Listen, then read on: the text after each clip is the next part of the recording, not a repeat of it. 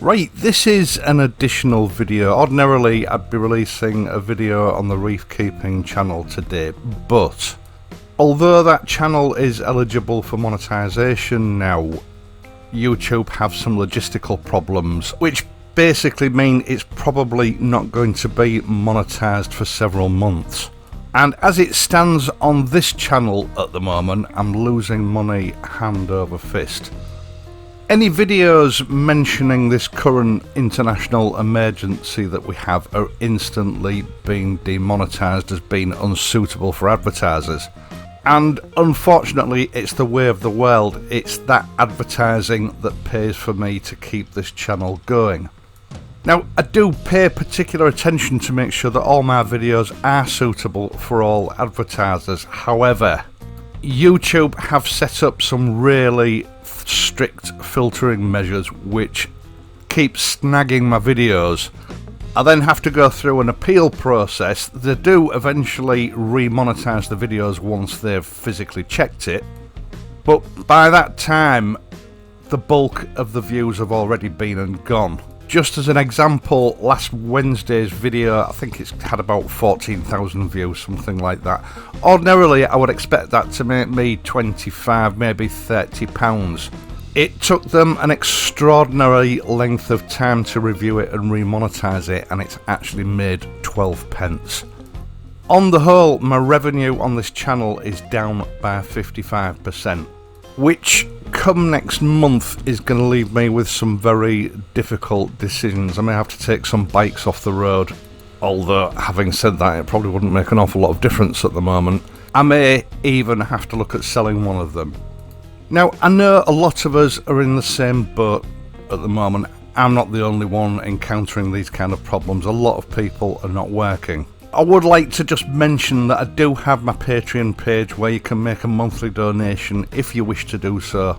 Or I always leave a link in the video description to my PayPal account so that people can make some small donations. I do find this kind of thing really uncomfortable, especially under situations like we're all encountering now. But if you're able to help and you want to help, I would appreciate your help. Now, I suppose the easy solution to this would simply be to not mention the current problems that we're all facing. It has become a current topic of conversation in life. You know, you can't stick your head out of the front door without seeing it. It's very much a part of our lives now, and I do think that to ignore it and pretend it's not going on just for the sake of making some money on YouTube is a bit shallow. Now, in a moment, I just want to go through the new UK MOT regulations, temporary MOT regulations that are coming into force today. But before I do that, I just want to tackle another awkward sort of subject that's cropped up. Mainly over the weekend, I've had a lot of emails and messages on Messenger about me riding the Royal Enfield at the beginning of last week. Now, to be honest, I don't think I've ever had a weekend quite like it. I didn't actually count how many emails I had, but there were a lot of them. Now, I do appreciate at the moment everyone's suffering from cabin fever. Everybody's bored, everybody's cooped up indoors.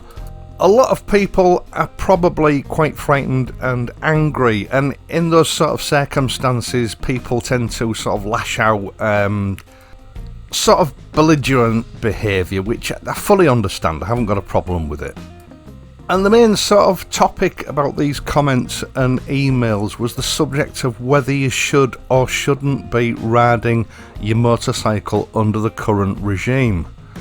Now, I had some general complaints, just people complaining about, you know, gangs of bikers or groups of bikers and the behaviour.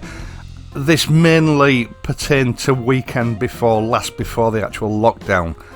Bikers gathering at places like Helmsley, and I think Brighton was mentioned, as well as some well-known biker cafes. The thing is, I knew this kind of behaviour at first was going to emerge. You know, That's why I made those first two videos sort of last week and the week before, to try and instill into everybody that this is not a joke. It's something that is going to affect us all really seriously, and it's going to be ongoing for quite some time. I would like to think that under the current regulations this kind of behaviour has stopped now. It certainly didn't do the biking community much good. I mean, we've always been viewed as something of a rebel element. I think that's something that comes from, the 1960s. Something that biking has never quite managed to shrug off. And there's no doubt about it, these individuals have sort of set us back a few years with their behaviour over that weekend. Although, having said that, I am still getting messages left in the comments section, and I received 1 or 2 emails over the weekend. People simply don't understand why it's not okay to just go out and go for a burn on your bike. And all I can really say to those people is, the government's explained to you why, I've tried to explain why. If you still don't get it, natural selection is going to give you a tap on the shoulder at some stage. Now, the other thing, which I think was overwhelmingly the main topic of a lot of the communication that I received, were the actions in the last week of both myself and a certain other YouTube channel, sort of suggesting that in both cases we're advocating information of, do as we say, not as we do. Now, I don't really do inter-channel battles, so I'm not naming names. It's not a channel that I watch, and I've got my own reasons for that. So I wasn't really aware of what was going on or what was happening, but I really do take exception to the fact that I've been lumped in with that channel, because we are not alike at all. Now, the current temporary legislation that's been put in place is that you're not allowed to leave your house except to travel to and from your place of work when you're not able to work from home. Other than that, you should only leave your house to indulge in one session of exercise a day, or to go to the shops to get necessary groceries or medical supplies, and that you should only do that where strictly necessary. Now, I'm starting to feel a little bit like a broken record, because I seem to be saying this in just about every video. Those are the rules, that is the law at the moment. Now, I have adhered to that strictly. I know that people are watching what I'm doing because I run a YouTube channel, and because of that I do have a duty to be seen to be doing the right thing. Now, last Tuesday I used the Royal Enfield Interceptor to go to the shops to get necessary groceries. I live in a rural area, so that can involve a journey of 5 or 6 miles. For that purpose, or for going to work, a motorcycle is a recognised, legitimate mode of motorised transport, as is borne out by these new MOT regulations. I made it very, very clear in last Wednesday's video that that was a trip to the shops. I took the opportunity of attaching a camera to myself while I did it, so that I've got some usable B-roll in what is a very difficult time to film. And I stated in that video categorically that I will not be riding any motorcycle for the purposes of filming for this YouTube channel. I've studied the wording of the regulations. It is not legal to do that, so I will not be doing it. A YouTube channel can easily operate from home. It might not be optimal content that will potentially earn you the most money, but it is the right thing to do. There is absolutely no necessity to ride a motorcycle for the purposes of making a video. You're not travelling to or from a place of work, and you're not delivering goods or food, so you've got no excuse to be out riding. The law is quite clear on this. Reviewing a motorcycle or reviewing some motorcycle equipment doesn't come under the remit of being necessary. Now, I was prompted to look at 2 videos that this other channel has made. And yes, I have to say, on the face of it, from what I can see, it does seem to be very hypocritical. It produced one video telling people not to ride, but, you know, the presenter of that channel was going to continue to ride because he works on YouTube and that's his job, which made me cringe. And then some days later, he produced another video, a motorcycle review, which I have to admit, it quite clearly looked to me as though he was riding during the lockdown. Very low volumes of traffic on the road. Very few, if any, pedestrians walking on the pavements, even though quite a bit of it was filmed in a built-up area. Coupled with the obvious weather, it looked very much like it's been filmed in the last week or so. I did actually find the whole thing embarrassing. It was difficult to watch. In fact, I'll be honest, I didn't watch all of it. It did seem quite clear to me that it was a matter of putting financial gain over public safety and the protection of our National Health Service. The manner of riding wasn't exemplary. You know, frequently taking hands off handlebars to gesture to the camera while he was talking, plus giving the bike the beans once or twice to demonstrate its acceleration. Probably normal riding behaviour during normal times, but these are not normal times. As I've said, you know, to those people that contacted me, I didn't reply to a lot of you. Please don't lump me in with that channel. We're nothing like alike. And I would like to think that it's obvious from my video productions that I do not put financial gain before public safety. The current situation and the way I've chosen to run this channel during that situation may be having adverse effects on my finances, but at least my conscience is clear. Right, and finally, onto those new temporary MOT regulations for people living in the UK. Now, the government has recognised that people need to work, they need to go out and get groceries, they need to collect medical supplies, and that we need to keep commerce and industry running for as long as we possibly can. The problems that we have at the moment are costing an unsustainable amount of money daily, and the economy needs to keep running with as little impact on public health as possible. To that end, if your bike or car MOT has run out today or at any time during the next 6 months as it stands at the moment, there is no need to take it to a Ministry of Transport testing station to be tested. That requirement has been suspended for a period of 6 months. The mechanics in this country are responsible partly for keeping Britain moving. They have to be fit and well and able to perform emergency repairs when people need them. And I think the whole thought processes behind this temporary suspension is to protect them from unnecessary human contact. I don't think motorcycles are a major problem, but obviously the interior of a car is potentially a breeding ground for nasty viruses. A car interior being something that an MOT tester becomes very intimate with during the course of testing.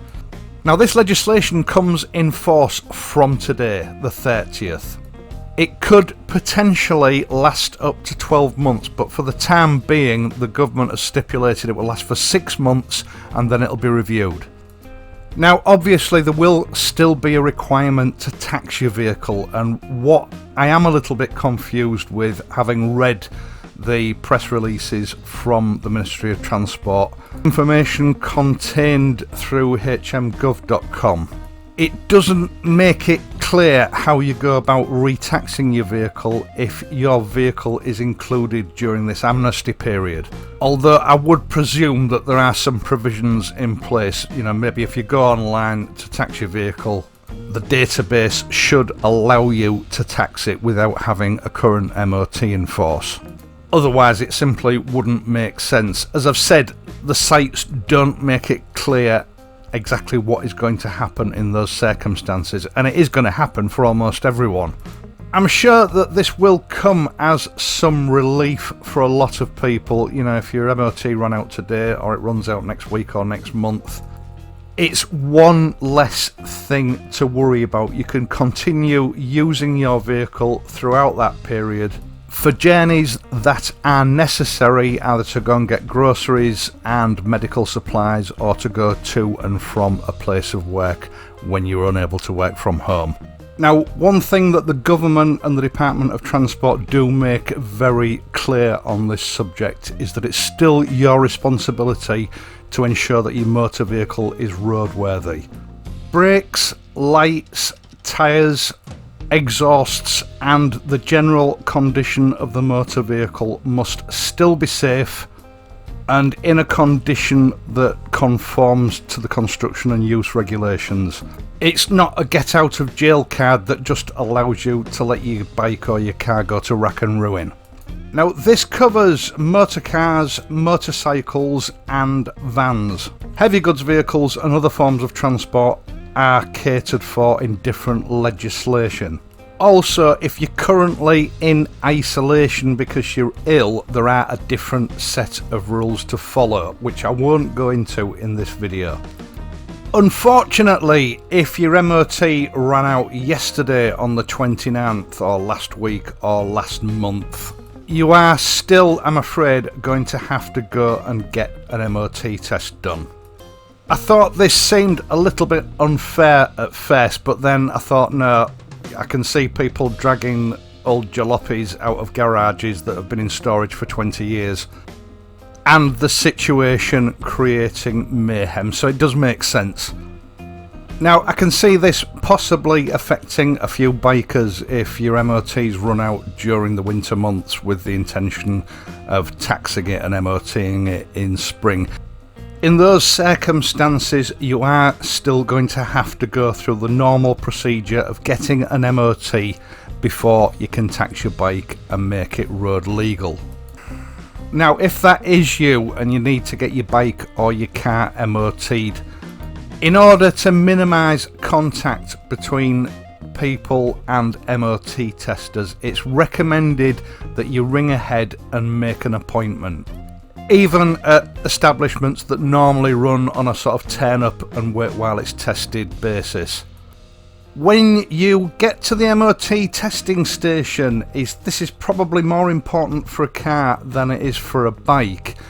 It's recommended that you sanitize the interior of that vehicle before handing it over to the tester to make that vehicle as safe as possible before he takes control of it. So take some wet wipes with you or something similar, wipe down your dashboard, your steering wheel, your handles, your gear lever, anything that he is likely to touch while he's testing the vehicle. And with a motorcycle, probably wipe down your tank, your seat and your handlebars to reduce risk to the MOT tester. And I would also recommend that you do that when the vehicle is given back to you. Now, I think paper MOT certificates are pretty much a thing of the past, although you can get them if you specifically request them. Under the current circumstances, they will not be issuing paper certificates, even if you ask, so don't ask. Now, I think that's covered just about everything that you need to know on that subject. If in any doubt, it's easy to find more detailed information online. And I do believe this is a first for this country. I don't remember any time where relaxation of rules like this have been made for some sort of world event.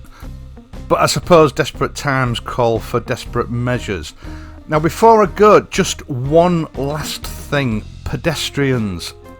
We've had a week now of low volumes of traffic on the road, and pedestrians seem to have desensitised to traffic really quickly. On Friday afternoon, I went to the shops again. I took the car and did actually manage to get a full week shopping and some toilet rolls, which was a bonus. But I have to say, that little journey really shocked me. Now, when I took the bike at the beginning of this week, I did what I always do. I take the back roads and avoid the congestion of built-up areas. But on this occasion with the car, I took the most direct route, which takes you through congested areas. And within the space of, I would say, less than a mile, I had two very near misses with pedestrians. In the first instance, I was riding through my local town centre. I had absolutely no warning at all. In fact, the vehicle collision system kicked in on the car. A lady who I would say was in her mid-40s, busy looking at her phone with her back to me, just stepped out right in front of the car about 5 or 10 feet away. And I think there's a good possibility that if the car hadn't had collision avoidance fitted, I would probably have hit her. And then again, a little bit further down the road, a middle-aged couple in the 60s, maybe 70s, again just seemed to be completely oblivious to the fact that there may be a car on the road approaching them, and just stepped out into the road. At least this time I had plenty of warning and I was able to take avoiding action. But it did become very clear to me just in that short journey that people have got used to low volumes of traffic and they're no longer regarding motor vehicles as a probable danger to them. Please just be wary of this. I can see this maybe becoming a bit of an issue over the coming months, and I, for one, will be taking the back roads from now on. Once again, thank you very much for watching this video. I'm sorry it's been a bit of a mixed bag, sort of negative and really negative. Although I suppose the MOT thing is a positive for some people. Like, subscribe, dislike, unsubscribe, whatever floats your boat. I will see you on Wednesday. If you have to ride, please ride carefully and watch out for those pedestrians. And I'll see you soon.